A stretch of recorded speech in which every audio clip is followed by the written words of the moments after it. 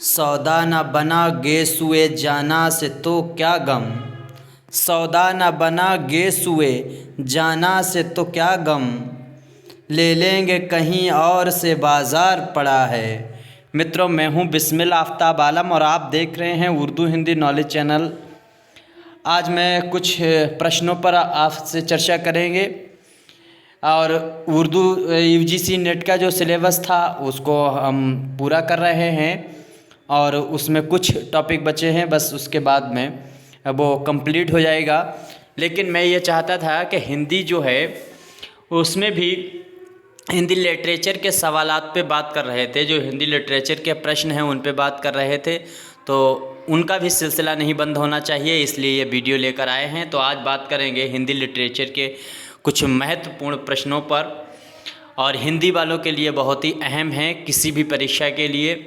तो हिंदी साहित्य की जो सीरीज है उस सीरीज में आगे सिलसिला शुरू करते हैं। बात करते हैं जयशंकर प्रसाद की रचना कामायनी है, जिसमें श्रद्धा जो है, श्रद्धा हृदय की राग आत्मिक वृत्ति की प्रतीक है। कहने का मतलब है कि राग आत्मिक वृत्ति का प्रतीक कामायनी में किसे कहा गया है, तो वो जो है हृदय की राग आत्मिक वृत्ति जो है वो श्रद्धा है। तो श्रद्धा और मनु पे लिखी हुई ये पूरी कामायनी काव्य ग्रंथ है। इसके बाद में कामायनी महाकाव्य में 15 सर्ग हैं, याद रखना है 15 सर्ग हैं। और कामायनी महाकाव्य का जो अंतिम सर्ग है वो आनंद सर्ग है और पहला वाला जो सर्ग है वो सर्ग में चिंता का सर्ग है। इसके बाद में बीती विभावरी जागरी, फिर से पढ़ता हूँ, बीती विभावरी जागरी कविता में मानवीयकरण का प्राकृतिक वर्णन है।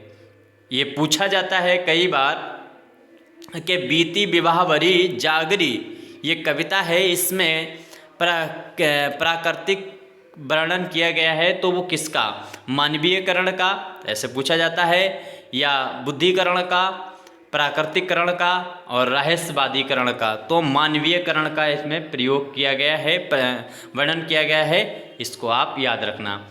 जयशंकर प्रसाद का जन्म कहाँ, प्रयाग में हुआ था। जयशंकर प्रसाद किस सन में पैदा हुए ये पूछा तो नहीं जाता है, लेकिन 1889 आप याद रखना।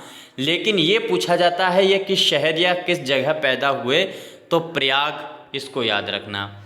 इसके बाद में जयशंकर प्रसाद जो हैं कानन कुसुम, कानन कुसुम एक रचना है। जयशंकर प्रसाद कानन कुसुम जो है उसका वो प्रथम महाकाव्य संग्रह है, जिसमें खड़ी बोली की कविताएं हैं।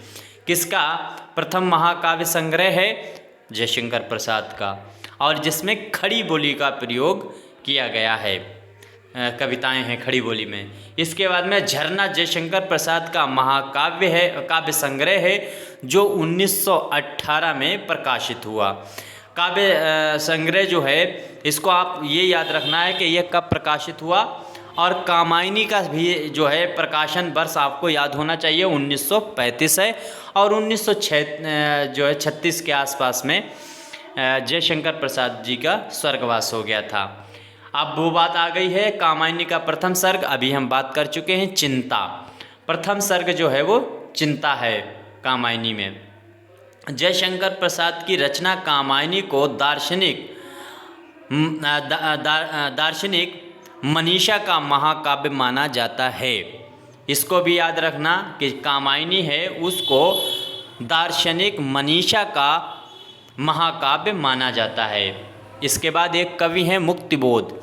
मुक्तिबोध की अपनी रचनाएं बहुत अच्छी होती हैं। मुक्तिबोध जो हैं उन्होंने कामायनी को फैंटेसी कहा है। फैंटेसी किसने कहा है,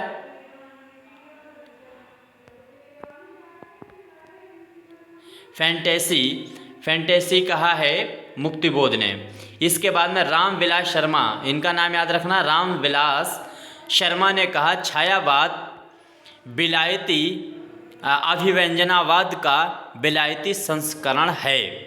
ये छायावाद के लिए किसने कहा है, विलायती अभिव्यंजनावाद का विलायती संस्मरण कहा है रामविलास शर्मा ने। इसके बाद में इलाचंद जोशी ने जयशंकर प्रसाद जी को छायावाद का जनक कहा है। इसको तो आप याद ही रखना कि छायावाद का जनक जयशंकर प्रसाद माने जाते हैं, लेकिन ये बात कही किसने है? ये कहा है इलाचंद जोशी ने। इसके बाद जयशंकर प्रसाद का लिखा हुआ उपन्यास इरावती अधूरा उपन्यास है। पूछा जाता है जयशंकर प्रसाद का वो कौन सा उपन्यास है जो अधूरा है, तो आप इरावती याद रखना, इरावती वो उपन्यास है। इसके बाद में छायावाद को आचार्य रामचंद्र शुक्ल जी ने अंग्रेजी शब्द फेंटमेस्टा से जोड़ा है। फेंटमेस्टा एक अंग्रेजी शब्द था, ये भी इसी तरह का अंग्रेजी साहित्य में भी जो है युग चला है, तो उसी से इसको जोड़ दिया है आचार्य रामचंद्र शुक्ल जी ने। आचार्य रामचंद्र शुक्ल जी ने जयशंकर प्रसाद को स्वच्छंदतावाद का प्रवर्तक माना है। जयशंकर प्रसाद को स्वच्छंदतावाद का प्रवर्तक किसने माना है? तो आचार्य रामचंद्र शुक्ल जी ने। इसके बाद में कामायनी पर अरविंद दर्शन का प्रभाव पड़ा है। ये अभी 4-5 दिन पहले सेकेंड ईयर और थर्ड ईयर का जो एग्ज़ाम हुआ है हिंदी में, हिंदी सब्जेक्ट का, उसमें दोनों में ये ऑब्जेक्टिव क्वेश्चन में पूछा गया था बहुविकल्पीय में कि कामायनी है उसका दर्शन जो है प्रभाव का क्या पड़ा है, तो अरविंद दर्शन का प्रभाव उस पर पड़ा है, ये आपको याद रखना है। इसके बाद में कामायनी में मनु मानव और ईड़ा बुद्धि का प्रतीक है। कामायनी में मुख्य पात्र श्रद्धा है। श्रद्धा को याद रखना, श्रद्धा और मनु की इसमें कहानी है, तो मुख्य पात्र जो है वो श्रद्धा है। और कामायनी में मनु जो है वो मानव का और ईड़ा बुद्धि का प्रतीक माना गया है। ईड़ा काहे का प्रतीक माना गया है? बुद्धि का, इसको याद रखना। इसके बाद में जयशंकर प्रसाद जी की लिखी हुई प्रेम पथिक रचना है और इसे आतुकांत रचना के नाम से प्रचलित है, यह मानी जाती है। आतुकांत रचना कौन सी रचना मानी जाती है? तो प्रेम पथिक, और लिखी हुई किसकी है? जयशंकर प्रसाद की। तो इस तरह से जो हिंदी साहित्य के प्रश्न थे उन पे मैंने बात की है। और मैंने जो शुरू में शेर कहा था वो इसीलिए शेर कहा था कि भाई यूट्यूब पे बहुत से चैनल हैं, आपको जहाँ दिल करे वहाँ देखें। मैं कभी लाइक के लिए, कभी शेयर करने के लिए कभी नहीं कहता, ना कभी सब्सक्राइब के लिए। आपकी मर्ज़ी है, सब्सक्राइब करें, आपकी मर्ज़ी है देखें, आपकी मर्ज़ी है नहीं देखें, आपके ऊपर डिपेंड करता है। लाइक और सब्सक्राइब से मुझे कोई मतलब नहीं है, मेरा काम पैसा पैदा करना यूट्यूब पे है नहीं, क्योंकि मैं पहले से ही ऑलरेडी डिग्री कॉलेज में प्रोफेसर पद पे हूँ।